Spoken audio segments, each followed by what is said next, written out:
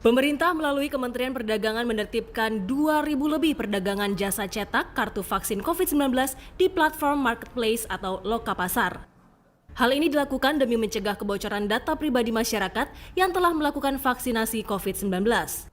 Direktorat Jenderal Perlindungan Konsumen dan Tertib Niaga Kemendak mengimbau konsumen lebih berhati-hati dalam bertransaksi elektronik khususnya saat memberikan data pribadi yang ada di kartu vaksin kepada penyedia jasa cetak kartu. Nah, sekarang kan pemerintah sudah menerbitkan namanya sertifikat peduli lindungi, ya kan?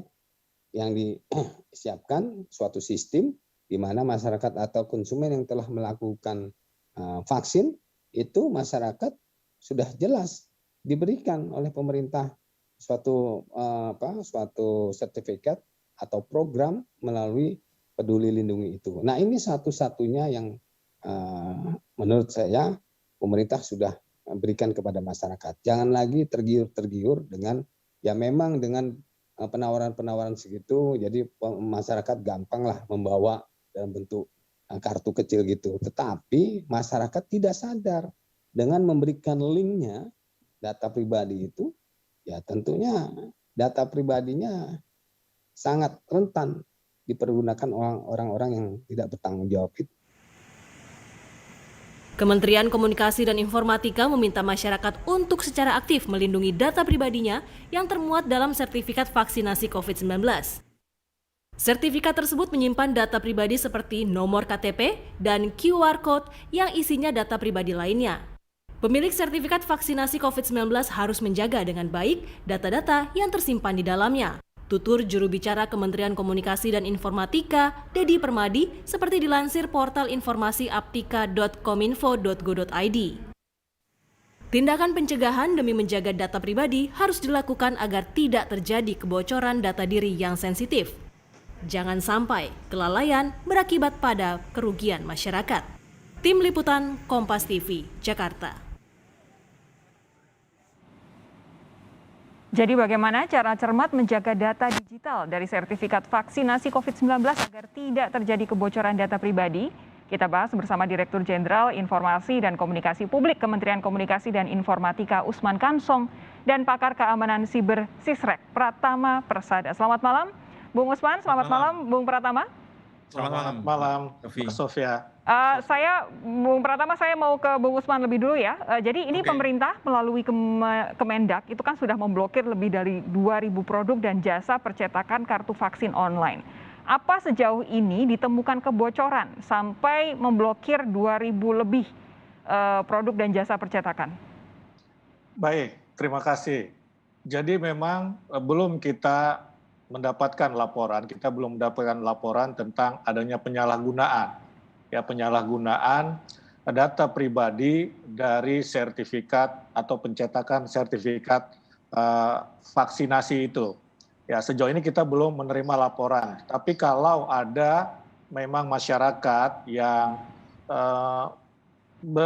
menemukan indikasi adanya penyalahgunaan data pribadi itu, ya saya kira ini bisa kita proses lebih lanjut. Sejauh ini kita belum menerima laporan. Oke, jadi lebih ke arah antisipatif begitu ya? Iya, kita lebih ke arah antisipatif. Kementerian Perdagangan sudah memblokir 2.453 jasa pencetakan kartu vaksin ini ya dengan 137 keyword itu sudah diblokir oleh Kemendak. Nah, kalau sejauh ini bagaimana dengan pengawasan platform e-commerce misalnya untuk antisipasi pencurian data konsumen Indonesia? Siapa tahu ada yang masyarakat yang ingin mencetakkan kartu vaksinasinya melalui platform e-commerce ini.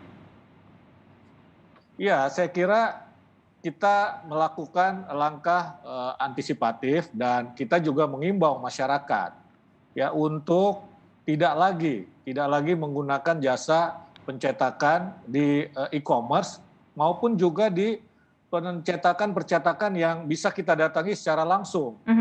Kalau mau dicetak, pastikan bahwa tidak akan ada penyalahgunaan. Misalnya pakailah printer sendiri, misalnya seperti itu. Atau di kantor yang kita miliki, kita bekerja di sebuah kantor, misalnya sebuah perusahaan yang terjamin bahwa itu tidak akan disalahgunakan.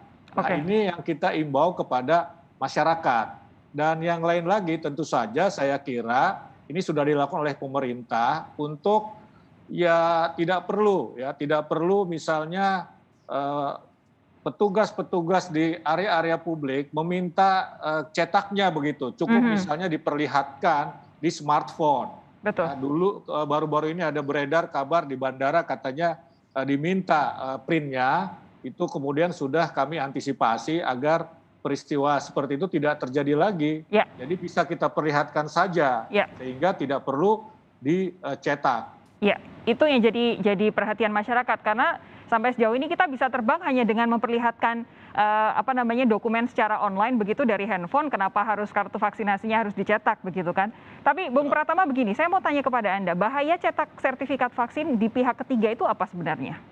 Ya, jadi begini, Mbak Sofi, kalau misalkan kita mencetak kartu vaksin, biasanya percetakan minta data yang link yang aslinya dari kita gitu, yang itu resolusinya lebih tinggi gitu. Nah, di situ ada nomor NIK kita, kemudian ada nomor handphone kalau misalkan kita berikan linknya langsung kepada mereka begitu, sehingga mereka bisa tahu. Mungkin pemilik percetakannya tidak ada maksud dan niat untuk membocorkan begitu, tapi data-data kita itu kan bukan dia yang nyimpan gitu, bisa stafnya, bisa anak buahnya gitu. Kalau itu ketumpuk banyak kan bisa digunakan untuk hal-hal yang tidak diinginkan, apalagi kita tahu bahwa begitu banyaknya kasus kebocoran di Indonesia gitu. Tokopedia, Bukalapak, Bhinneka, BPJS Kesehatan, kemarin BRI Live dan lain-lain begitu, yang akibatnya dari data vaksin COVID ini kalau diasosiasikan dengan data-data yang sudah bocor tersebut bisa didapatkan data lengkap. Ya. Itu kalau misalkan orang yang pintar gitu, punya otak kriminal, gampang sekali mengasosiasikan nomor handphone itu dengan misalkan punya nggak dompet digital gitu, bisa nggak punya nggak dia nomor rekening gitu. Nah itu kalau orang yang pintar bisa kita take over gitu. Apalagi masyarakat Indonesia ini kan kurang aware terhadap security gitu. Kadang-kadang kita nggak sengaja kita share kode OTP kita kepada orang begitu, sehingga akhirnya akun dompet digital kita di take over sama orang lain begitu. Nah ini menurut saya menjadi masalah. Kemudian yang kedua adalah sebenarnya hanya kecil lah kalau misalkan orang nyetak sertifikat ini. Yang saya takutkan itu sebenarnya adalah tentang data-data vaksin dalam bentuk fisik. Masyarakat ini ketika mau vaksin kan daftar tuh, nulis nama, kemudian nulis nomor handphone, kemudian ngasih KTP, kadang-kadang ngasih fotokopi KTP gitu untuk divaksin. Nah, pengumpul data ini, vaksinator, kemudian ada rumah sakit, puskesmas, TNI, Polri, swasta, kampus, kemudian perbankan, itu data-data masyarakat dikemanain itu? Setelah dimasukkan ke aplikasi Peduli Lindungi. Betul. Nah, sebenarnya itu yang lebih bahaya, karena ada nanti akan ada ratusan juta data valid di sana dengan nomor handphone yang valid gitu, dengan alamat yang valid, dengan NIK yang valid gitu, yang kita tidak tahu perlakuan terhadap data-data tersebut benar-benar diperlakukan dengan baik enggak, benar-benar dilindungi enggak gitu. Karena kalau sampai bocor, waduh itu senang banget yang dapat data itu Mbak gitu. Betul, kan nomor handphonenya update gitu. Apalagi nanti tahun 2024 nih, untuk kampanye politik, kemudian untuk enak banget data itu gitu. Oleh karena itu kita waspadanya di sana gitu. Harusnya begitu data-data itu diinput ke dalam database-nya Peduli Lindungi begitu. Fisiknya dihancurkan. Data-data fisiknya begitu. Oke. Nah, kita kan nggak tahu sekarang itu disimpan nggak? Betul. List data orang-orang yang daftar vaksin itu di mana sekarang? Siapa yang nyimpen? Itu yang lebih rawan gitu. Plus dan kalau kita cek di aplikasi Peduli Lindungi sebenarnya data-data itu bukan saja data-data terkait vaksinasi, tapi kalau kita